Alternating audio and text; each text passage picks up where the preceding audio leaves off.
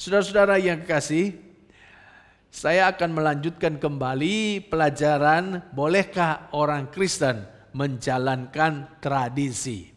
Nah, menurut Kamus Besar Bahasa Indonesia, tradisi adalah adat atau kebiasaan yang telah turun-temurun dari nenek moyang dan masih dilakukan dalam masyarakat sampai hari ini. Saudara-saudaraku, jadi tradisi itu diturunkan dari orang tua kepada anaknya. Orang tua diturunkan dari orang tuanya. Orang tuanya diturunkan dari orang tuanya. Demikianlah tradisi diturunkan dari satu generasi kepada generasi berikutnya. Dan setiap suku, setiap bangsa, bahkan mungkin setiap keluarga memiliki tradisi masing-masing. Dan sebagai orang beriman yang hidup di tengah-tengah dunia ini, maka kita tidak bisa terlepas dari tradisi. Dimanapun kita berada, suku apapun kita, maka tradisi pasti mengikuti kita. Nah, bagaimanakah seharusnya sikap kita orang percaya menghadapi tradisi ini? Nah, minggu yang lalu saudara saya telah mengajarkan bahwa ada 4 sikap orang percaya dalam menjalankan tradisi. Kalau saya misalkan ini satu garis saya tarik, maka di ujung kiri ada sikap yang menolak.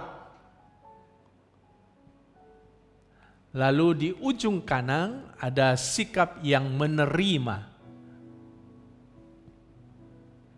Antara sikap menolak dan menerima ini ada sikap mentransformasi.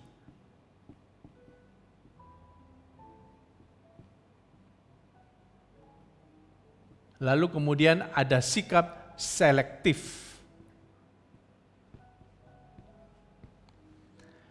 Sikap menolak ini didasarkan pada pandangan bahwa tradisi itu telah tercemar dengan dosa. Dan tradisi itu adalah pelanggaran firman Tuhan. Itulah sebabnya melakukan tradisi itu berarti melakukan pelanggaran firman Tuhan.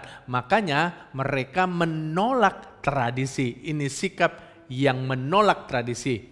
Sikap menerima tradisi itu berdasarkan pada pandangan bahwa tradisi dan firman Tuhan tidak boleh dibenturkan, tapi harus berjalan bersama-sama. Karena itu mereka menerima tradisi dalam kehidupan beriman mereka. Bahkan kadangkala nilai-nilai iman Kristen itu dikalahkan dengan tradisi. Mereka lebih mengutamakan tradisi ketimbang melakukan firman Tuhan. Ini sikap menerima tradisi. Lalu ada sikap mentransformasi tradisi, yaitu satu sikap yang beranggapan bahwa memang tradisi sudah tercemar oleh dosa. Itulah sebabnya mereka menerima tradisi itu, tetapi mereka mentransformasikannya, mengubahnya tradisi itu sesuai dengan nilai-nilai iman Kristen. Lalu kemudian ada sikap selektif. Apa itu sikap selektif? Yaitu bahwa satu sikap tidak mentah-mentah menolak semua tradisi, juga tidak serta-merta menerima semua tradisi, tapi selektif. Ada bagian tradisi yang bisa diterima dan dijalankan, ada bagian tradisi yang harus ditolak. Nah, yang bisa diterima dan dijalankan adalah tradisi yang tidak melanggar firman Tuhan. Sebaliknya, tradisi yang melanggar firman Tuhan itulah yang ditolak. Ini sikap selektif. Lalu di antara keempat sikap ini, di manakah sikap kita yang seharusnya? Nah, saudara-saudaraku, kita harusnya memilih sikap yang selektif ini. Kita jangan menolak semua tradisi, juga kita jangan menerima semua tradisi. Tapi kita harus selektif dalam menerima tradisi. Ada bagian tradisi yang boleh kita jalankan karena itu tidak bertentangan dengan firman Tuhan. Tetapi ada bagian tradisi yang harus kita tolak kalau itu bertentangan dengan firman Tuhan. Dan standar kita tetap adalah firman Tuhan. Tuhan Yesus pernah mengkritik orang-orang Farisi dan ahli Taurat. Kenapa? Karena orang Farisi ahli Taurat ini mereka menjalankan tradisi mereka dengan mengabaikan firman Tuhan. Jadi mereka berada pada kelompok yang kedua ini. Mereka menerima semua tradisi dan mereka mengabaikan firman Tuhan. Itulah sebabnya Yesus menegur mereka dalam Markus pasal 7 ayat 8 sampai 9. Yesus berkata, perintah Allah kamu abaikan untuk berpegang pada adat istiadat kamu. Yesus berkata pula kepada mereka, sungguh pandai kamu mengesampingkan perintah Allah supaya kamu dapat memelihara adat istiadatmu sendiri. Jadi orang-orang Farisi ahli Taurat ini mereka lebih mengutamakan adat istiadat mereka, tradisi mereka daripada melakukan firman Tuhan. Nah, ini yang tidak boleh saudara-saudaraku. Kenapa? Karena tetap firman Tuhan harus menjadi standar kebenaran kita. Firman Tuhan harus ada di atas daripada tradisi. Tradisi tidak boleh mengalahkan firman Tuhan. Jadi saudaraku, tradisi yang melanggar kebenaran firman Tuhan harus kita tolak dan tidak boleh kita jalankan. Nah, hari ini saya mau berbicara tentang tradisi sembahyang menggunakan hio. Bolehkah orang Kristen bersembahyang dengan menggunakan hio?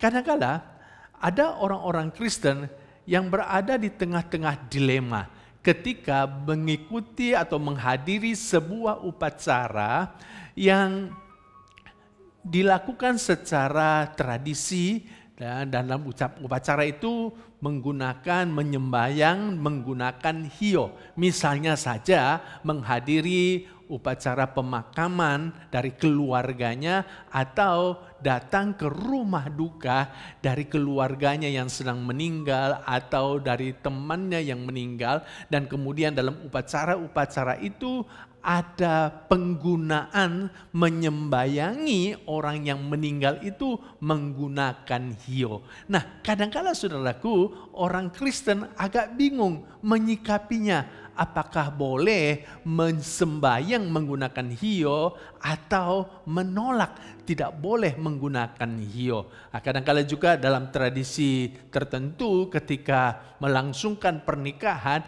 maka mempelainya itu diwajibkan untuk bersembahyang dengan hio di depan altar leluhur, minta berkat, minta restu dari leluhur. Nah, kadang-kala orang Kristen jadi bingung, boleh nggak saya ini bersembahyang di depan altar leluhur untuk minta berkat? Kalau tidak boleh, ini kan bagian dari tradisi. Nanti saya tidak direstui pernikahan saya. Nah, memang membingungkan saudara-saudaraku. Lalu bagaimana seharusnya sikap kita? Kembali saudara-saudaraku, kita harus berada pada sikap selektif. Kita menjalankan tradisi yang sesuai dengan firman Tuhan. Sebaliknya yang bertentangan dengan firman Tuhan tidak boleh kita jalankan. Nah, untuk menjawab pertanyaan ini, bolehkah orang percaya bersembahyang menggunakan hio? Maka ada 3 pertanyaan yang bisa kita tanyakan untuk menguji hal ini. Ketiga pertanyaan itu adalah, yang pertama, apakah maknanya bersembahyang dengan hio itu? Dan pertanyaan yang kedua adalah, apakah berguna atau membangun iman?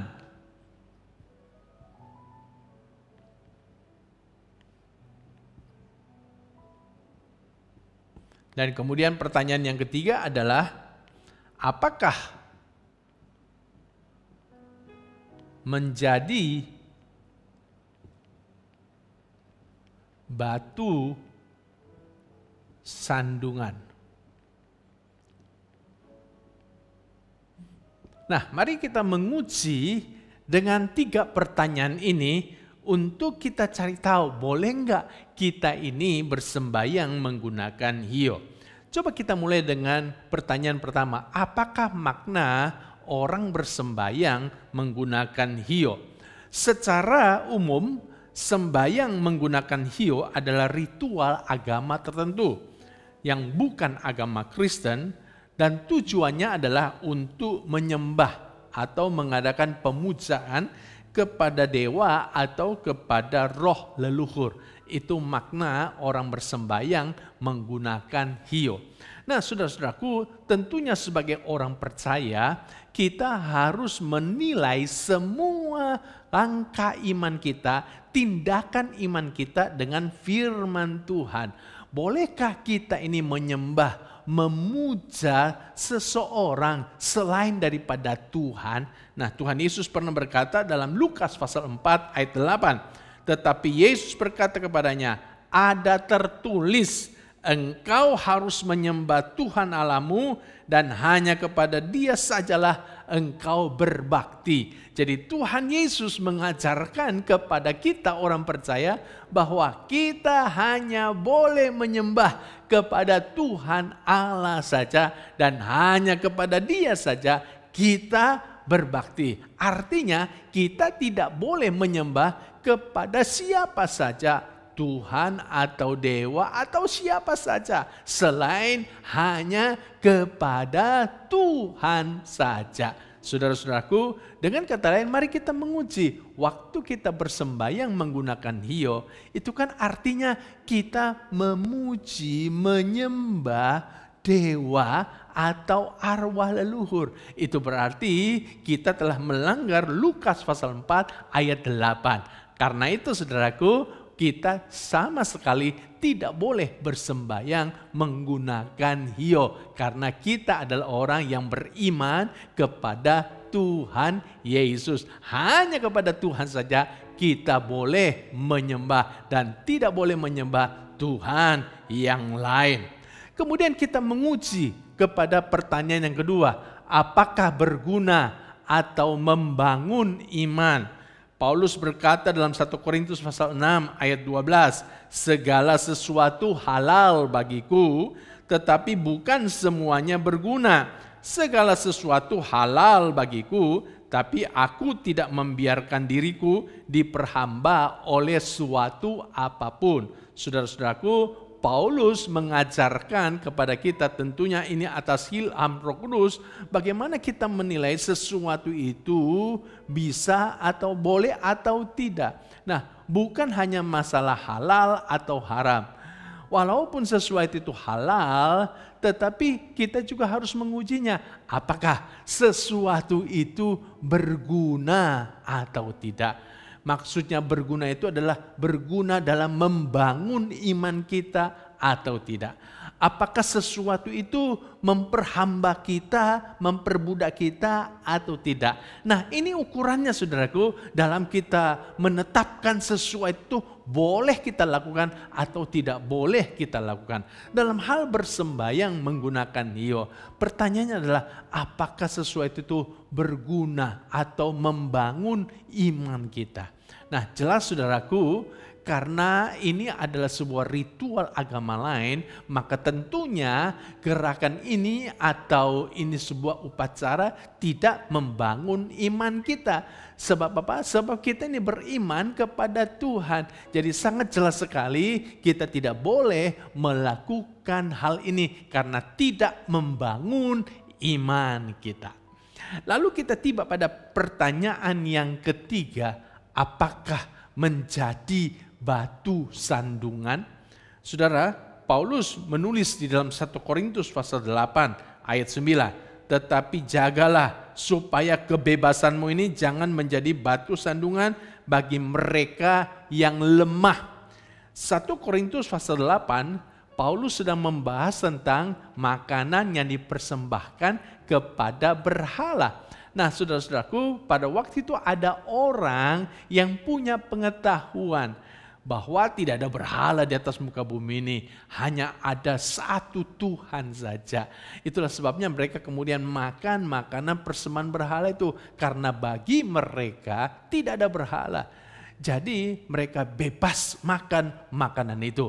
karena mereka hanya percaya kepada Tuhan saja. Nah, orang-orang seperti ini Paulus gambarkan sebagai orang yang punya hati nurani yang kuat, orang yang punya iman yang kuat.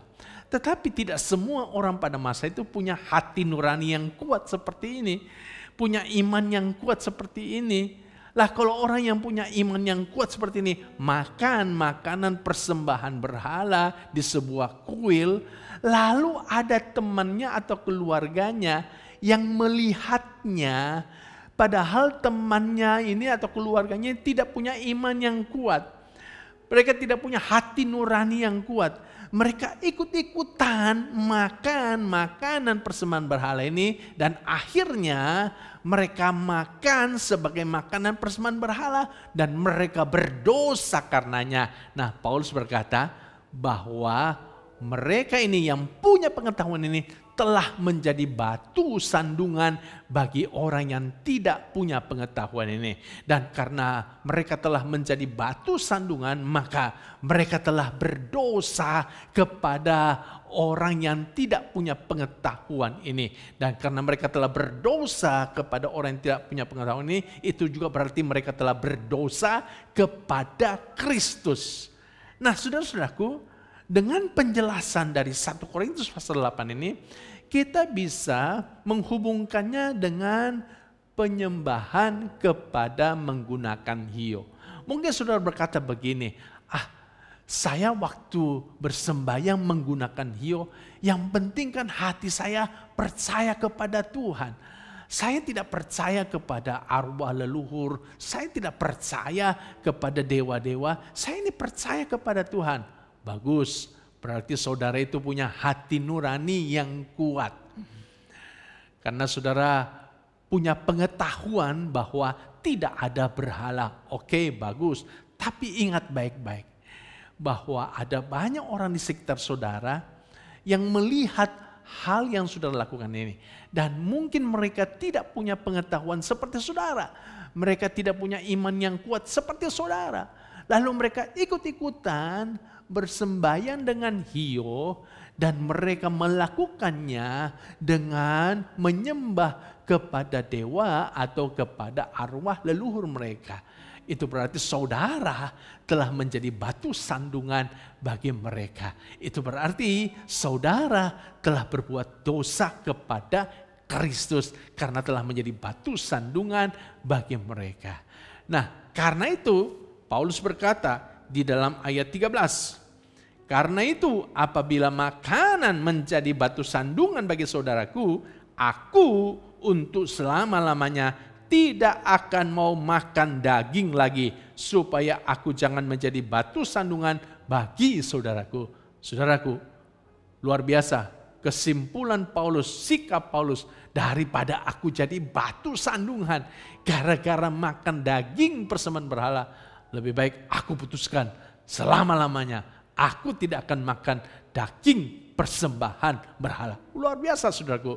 Jadi Paulus lebih memilih untuk tidak makan daging daripada menjadi batu sandungan. Bisa nggak kita mengambil keputusan seperti Paulus ini? Lebih baik aku tidak bersembahyang menggunakan hiyo daripada karena aku melakukannya, aku jadi batu sandungan bagi saudaraku. Jadi saudara-saudara, pertanyaan yang ketiga ini menguji kita bahwa sesungguhnya lebih baik kita tidak menggunakan bersembahyang menggunakan hiyo. Saya mendorong setiap saudara untuk bisa mulai menjalankan tradisi, tapi jangan menjalankan tradisi yang bertentangan dengan firman Tuhan. Kalau itu bertentangan dengan firman Tuhan, lebih baik kita menolak untuk melakukannya. Lebih baik kita tidak melakukannya. Puji Tuhan. Nah, sekarang kita tiba kepada hal yang kedua, yaitu mengenai makan darah. Bolehkah orang Kristen makan darah? Tradisi makan darah itu masih dilakukan oleh sekelompok masyarakat. Bahkan di kalangan orang-orang Kristen sendiri ada banyak yang masih makan darah. Memang ada pro dan kontra tentang makan darah ini. Ada sekelompok orang Kristen yang membolehkan makan darah, tapi ada sekelompok orang Kristen yang melarang makan darah. Nah, saudara-saudaraku, lalu di manakah seharusnya sikap kita? Bolehkah kita ini makan darah? Saudara, bagi orang Kristen yang melarang, yang membolehkan makan darah atau yang pro makan darah, mereka berpandangan tidak apa-apa makan darah karena larangan makan darah itu hanya ada di perjanjian lama, sedangkan di perjanjian baru tidak ada larangan untuk makan darah. Dan alasan mereka yang lain adalah bahwa larangan makan darah itu kan hukum Taurat. Sedangkan Tuhan Yesus telah datang ke dalam dunia ini dan telah menggenapi Taurat. Itulah sebabnya kita yang telah percaya Yesus, kita tidak perlu lagi melakukan Taurat, termasuk tidak perlu lagi terikat kepada larangan makan darah. Berarti kita boleh makan darah. Nah, ini alasan yang disampaikan oleh kelompok orang Kristen yang pro makan darah. Pertanyaannya adalah, betulkah larangan makan darah itu hanya terdapat di perjanjian lama lalu tidak ada di perjanjian baru? Pertanyaan berikutnya adalah, betulkah larangan makan darah itu adalah hukum Taurat saja dan tidak ada ayat-ayat yang lain sebelum hukum Taurat? Nah, mari kita akan pelajari ayat-ayat ini, saudara-saudaraku. Saudara, mengenai makanan, bahwa sebenarnya awalnya manusia itu hanya diperintahkan Tuhan untuk makan tumbuh-tumbuhan saja. Kalau saudara baca dalam Kejadian pasal 1 ayat 29 berkata begini, berfirmanlah Allah, lihatlah, aku memberikan kepadamu segala tumbuh-tumbuhan yang berbiji di seluruh bumi dan segala pohon-pohonan yang buahnya berbiji. Itulah akan menjadi makananmu. Jadi awalnya perintah yang Tuhan berikan kepada Adam dan Hawa dan tentunya kepada generasi sesudahnya adalah bahwa makanan manusia adalah tumbuh-tumbuhan. Dan tentunya perintah ini diajarkan Adam dan Hawa kepada anak-anak mereka kemudian mengajarkannya kepada anak-anak mereka dan demikian seterusnya.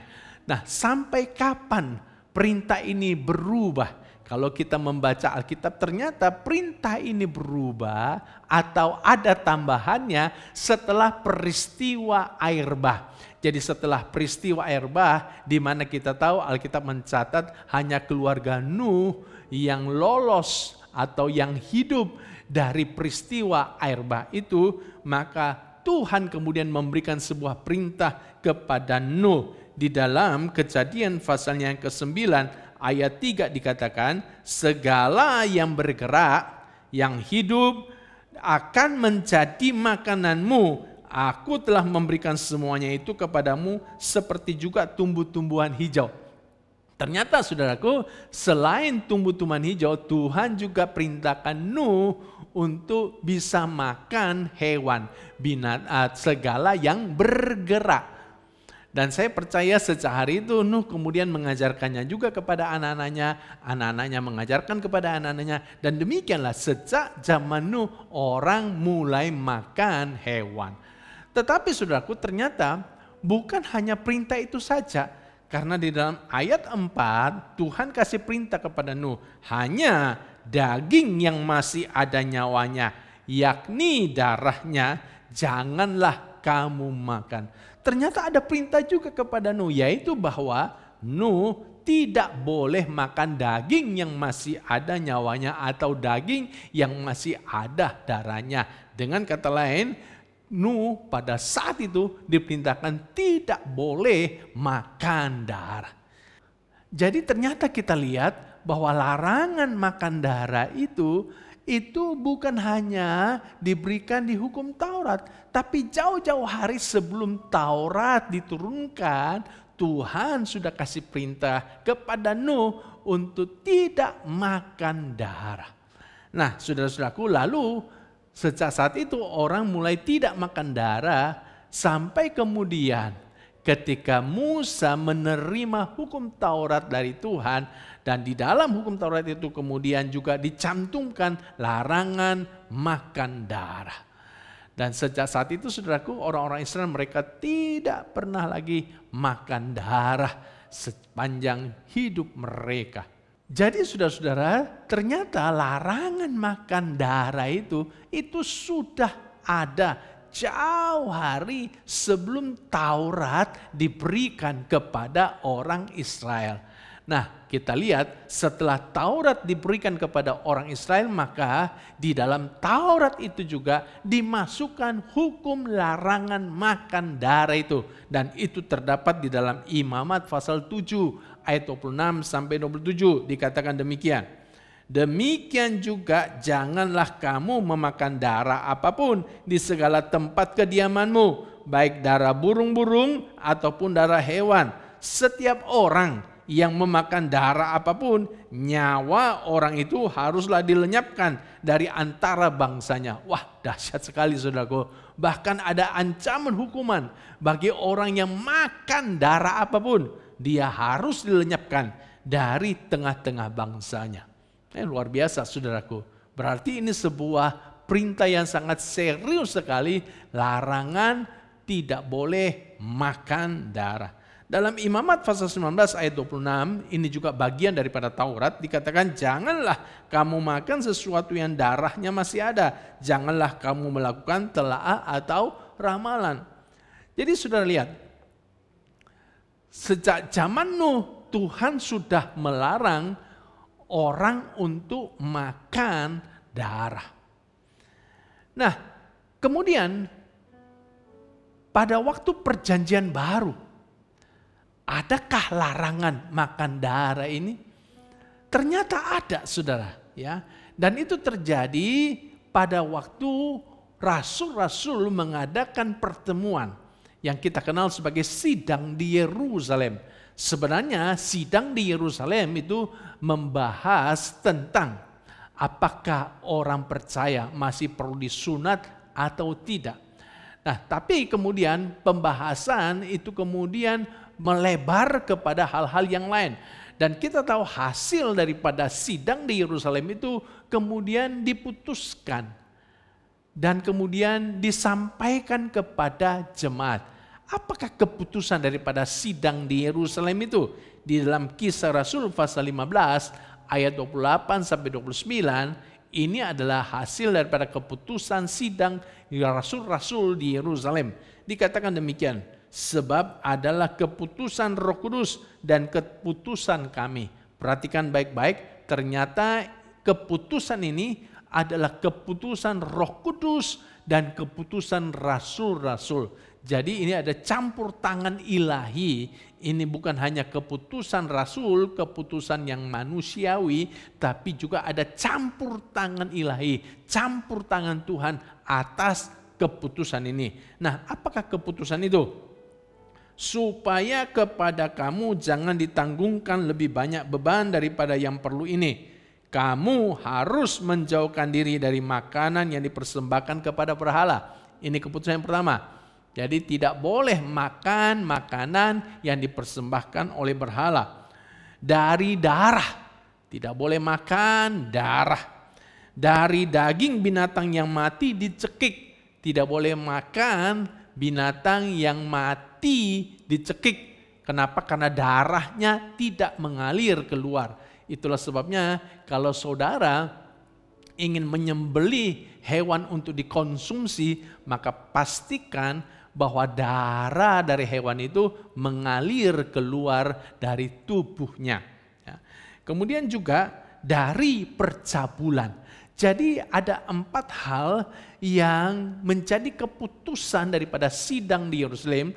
Masih ada keputusan-keputusan yang lain, tapi 4 hal ini yang menjadi hal yang dicatat di dalam Alkitab, yaitu bahwa jemaat itu dilarang untuk makan persembahan berhala, dilarang untuk makan darah, dilarang untuk makan daging dari hewan yang tercekik, dan dilarang melakukan percabulan. Nah, saudara-saudara yang kasih, jadi larangan makan darah itu ternyata ada di dalam perjanjian baru. Sehingga kalau ada orang berkata bahwa larangan makan darah itu hanya ada di perjanjian lama, maka tentunya ini sebuah pemahaman yang salah sekali. Nah, ada orang berkata bahwa ya ini kan keputusan Rasul di Yerusalem itu bersifat lokalistik, hanya untuk kasus yang terjadi di gereja Antioquia. Memang betul saudaraku, karena hasil keputusan ini kemudian dikirimkan, dibawa oleh Paulus dan Barnabas, Yudas dan Silas, dibawa ke gereja Antioquia, lalu dibacakan kepada mereka. Tetapi saudaraku, bahwa keputusan ini itu bukan hanya berlaku untuk gereja Antioquia saja, tapi pasti berlaku juga untuk jemaat di seluruh dunia waktu itu. Jemaat Yerusalem, jemaat di kota Roma, di kota Efesus, pasti berlaku juga 4 keputusan ini.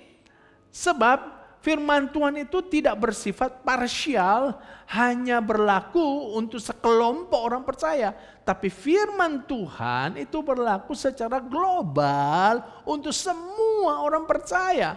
Apalagi kita tahu tadi bahwa keputusan ini bukan hanya keputusan Rasul, tapi keputusan Roh Kudus. Ada campur tangan Tuhan atas keputusan ini. Jadi saya sangat percaya bahwa keputusan tidak makan darah atau dilarang makan darah bukan hanya berlaku untuk gereja Antioquia, tapi juga berlaku untuk gereja-gereja yang lain di kota-kota yang ada pada masa itu. Seandainya hanya berlaku di kota Antioquia saja, pasti nanti orang-orang jemaat Antioquia akan protes. Loh, kenapa di Yerusalem bisa makan darah? Kok kami tidak bisa makan darah? Kenapa jemaat Efesus bisa makan darah? Kok kami tidak makan darah? Pasti terjadi ketidakadilan. Karena itu saudaraku, pandangan yang berkata bahwa keputusan dilarang makan darah hanya berlaku untuk gereja Antioquia dan tidak berlaku untuk gereja-gereja yang lain. Ini adalah pandangan yang keliru. Karena sekali lagi bahwa firman Tuhan itu bersifat global, berlaku global untuk semua orang percaya. Dan saya sangat percaya larangan makan darah ini tetap berlaku sampai hari ini. Dan sangat tegas sekali. Jadi ini terdapat di perjanjian lama dan juga terdapat di perjanjian baru. Karena itu kalau saudara ini selama ini suka makan darah, karena itu sudah menjadi tradisi keluargamu atau tradisi sukumu, maka saya sarankan saudara-saudara jangan lagi melakukannya karena ini melanggar firman Tuhan. Ayat-ayatnya sudah jelas sekali. Mengapa Alkitab melarang kita untuk makan darah? Kenapa orang percaya tidak boleh makan darah? Ada 2 alasannya. Alasan yang pertama, karena darah itu adalah nyawa atau kehidupan. Di dalam Ulangan pasal 12 ayat 23 dikatakan, tetapi jagalah baik-baik supaya jangan engkau memakan darahnya, sebab darah ialah nyawa. Maka janganlah engkau memakan nyawa bersama-sama dengan daging. Jadi darah itu adalah nyawa. Makanya kita tidak boleh makan darah. Karena kalau kita makan darah itu berarti kita makan nyawa. Saudara-saudara, dan ini tentunya dilarang oleh Alkitab. Nah saudara, darah itu adalah pusat kehidupan. Selama darah masih mengalir di dalam tubuh kita, itu menandakan kita masih hidup. Tapi ketika darah sudah berhenti mengalir, ditandai dengan denyut nadi kita berhenti, itu berarti jantung kita sudah tidak lagi bekerja sehingga tidak terjadi sirkulasi darah di dalam tubuh kita, maka itulah artinya kita mati. Jadi darah sangat penting. Karena itu darah tidak boleh dimakan. Alasan yang kedua, kenapa Alkitab melarang kita makan darah? Sebab darah itu ternyata dipersembahkan untuk Tuhan sebagai korban perdamaian. Saudara-saudaraku, kenapa darah harus dipersembahkan sebagai korban perdamaian? Dalam Imamat pasal 17 ayat 11 dikatakan begini, karena nyawa makhluk ada di dalam darahnya, dan aku telah memberikan darah itu kepadamu di atas mezbah, sebagai korban di atas mezbah, untuk mengadakan perdamaian bagi nyawamu. Karena darah mengadakan perdamaian dengan perantaraan nyawa. Saudara-saudara, dosa itu membuat harusnya kita mati. Nah, bagaimana supaya kita tidak mati? Nyawa kita ini harus digantikan.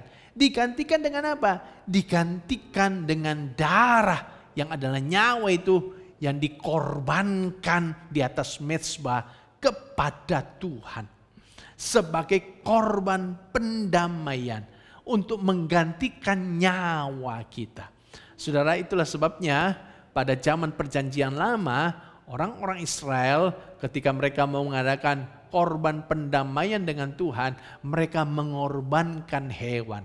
Lalu darah anak lembu atau darah anak domba itu dipercikkan di mezbah. Setahun sekali imam besar itu masuk ke ruang maha kudus membawa darah anak domba.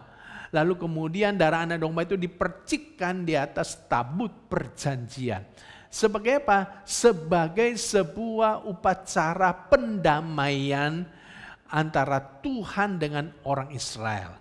Sebagai, saudaraku, penebusan dosa orang Israel. Nah, kita lihat juga, saudaraku, sebenarnya ini gambaran tentang apa yang akan Tuhan Yesus kerjakan di kayu salib. Waktu Yesus mati di kayu salib, darahnya tercurah. Kenapa darahnya tercurah? Sekali lagi, darahnya itu adalah korban untuk pendamaian antara kita dengan Bapa di sorga. Untuk menggantikan nyawa kita, harusnya kita yang mati karena dosa kita. Tetapi darah Yesus telah menggantikannya.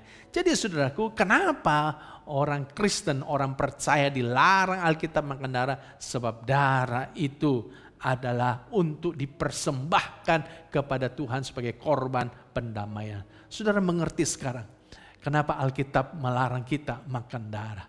Karena itu saya mendorong saudara-saudara mulai hari ini jangan lagi makan darah. Ayatnya jelas dan alasannya sangat jelas sekali. Yang berikutnya saudara-saudaraku adalah, bolehkah orang Kristen mengadakan sembahyang untuk orang mati pada hari ke-7, pada hari ke-40 atau 49, pada hari ke-100, pada 1 tahun atau 3 tahun? Nah, sebelum saya menjawab pertanyaan ini, boleh atau tidak, coba kita lihat apa maknanya tradisi ini dilakukan. Makna tradisi yang dilakukan adalah sebenarnya ditujukan untuk menyembayangi atau berdoa untuk roh orang yang mati itu. Supaya roh orang yang mati itu bisa tenang, bisa selamat. Nah, tentunya saudaraku, melihat makna daripada upacara ini, maka dengan tegas saya ingin katakan bahwa orang Kristen, orang percaya tidak boleh melakukannya. Kenapa kita tidak boleh melakukannya? Sebab memang Alkitab melarang kita untuk berdoa untuk orang yang mati. Kita tidak perlu lagi berdoa supaya orang yang mati itu nanti bisa selamat, supaya orang mati itu nanti bisa bertobat. Nggak perlu. Kenapa saudaraku? Karena keselamatan seseorang itu ditentukan pada waktu dia masih hidup. Dia percaya Tuhan atau tidak? Dia bertobat atau tidak? Kalau selama dia hidup, dia tidak percaya Tuhan, dia tidak mau bertobat, maka nanti kalau dia mati dia pasti tidak selamat. Tapi kalau selama hidup dia percaya Tuhan, dia bertobat lahir baru, maka pasti dia mati, dia akan selamat. Jadi keselamatan seseorang ditentukan pada waktu dia masih hidup, bukan sesudah mati. Kalau dia sudah mati, maka kita yang hidup ini tidak bisa lagi berbuat sesuatu kepada orang yang mati itu. Melalui doa kita, melalui persembahan kita, tidak bisa lagi kita lakukan sesuatu bagi orang yang mati itu. Kenapa? Sekali lagi, dia sudah mati dan nasibnya sudah ditentukan sejak dia masih hidup. Nah, jadi boleh nggak orang Kristen melakukan sembahyang untuk orang yang sudah mati pada hari ke-7, hari ke-40 dan seterusnya, tentu saja tidak boleh. Kalau kita mau melakukannya, misalnya bikin ibadah penghiburan, maka kita harus beritahu kepada keluarga bahwa ibadah penghiburan itu kita lakukan bukan untuk roh orang mati, tapi kita lakukan ibadah penghiburan itu untuk orang yang masih hidup, untuk keluarga yang sedang berduka. Kita adakan ibadah penghiburan supaya mereka dikuatkan, supaya iman mereka tidak goncang menghadapi kedukaan itu. Jadi saudaraku, kita perlu beritahu hal itu. Nah, kalau toh kita mengadakan ibadah penghiburan, maka saya sarankan tidak perlu harus hari ke-7, hari ke-40, hari ke-100 dan seterusnya. Kita bisa adakan kapan saja. Mau hari ke-9, mau hari ke-20, silahkan saja. Tidak perlu harus pas hari ke-7. Kenapa? Sekali lagi kita mengadakan ibadah penghiburan ini untuk orang yang hidup, bukan untuk orang yang mati. Saya berharap penjelasan-penjelasan saya ini bisa menambah pengetahuan saudara dan tentunya bisa menambahkan iman saudara dan bisa membuat saudara memiliki jalan iman Kristen yang benar dan bisa hidup sesuai dengan iman saudara. Tuhan memberkati, Tuhan menolong kita semuanya. Haleluya, puji Tuhan. Mari kita berdoa. Terima kasih Tuhan untuk kebenaran-kebenaran pengajaran dari Alkitab yang telah kami terima sepanjang 2 hari Kamis ini. Mulai dari minggu yang lalu sampai minggu ini. Kami mengerti sekarang bagaimana kami bersikap menghadapi tradisi-tradisi yang masih ada di dalam kehidupan kami. Hamba menyerahkan seluruh umat-Mu ke dalam tangan Tuhan. Tuhan menyertai mereka. Terimalah berkat, rahmat, anugerah dari Allah Bapa di sorga, kasih sayang, damai sejahtera, sukacita dari Tuhan Yesus, penyertaan bimbingan dari Allah Roh Kudus, menyertai saudara mulai hari ini sampai selama-lamanya. Demi nama Tuhan Yesus yang percaya katakan, amin, amin.